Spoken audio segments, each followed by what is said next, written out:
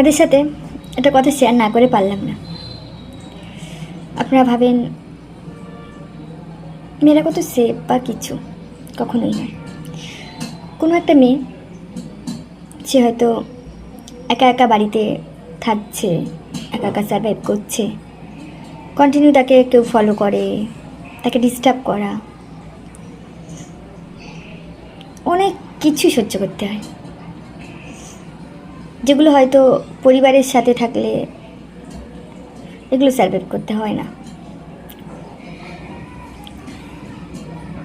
Actually বিভৎস ধরনের, আমি জানি না কথাগুলো ক্লিয়ার আসছে কি না, মনে হলো শেয়ার করি।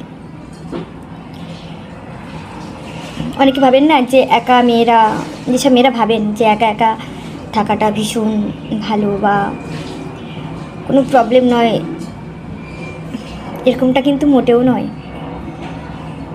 একটা মেয়ের একা একা বেঁচে থাকাটা, একা একা থাকাটা অনেকখানি যন্ত্রণার।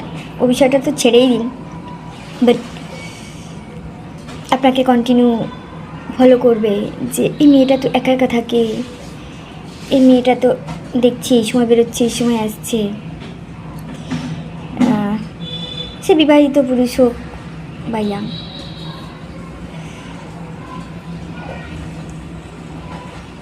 সিঙ্গেল হোক বা বিবাহিত পুরুষ হোক, যাই হোক না কেন, তাদের মধ্যে ধারণাগুলো জন্মায় যে এই মেয়েটাকে কী করে হ্যারেজ করা যায়, কী করে চান্স নেওয়া যায়, একবার ট্রাই করে দেখতে কি।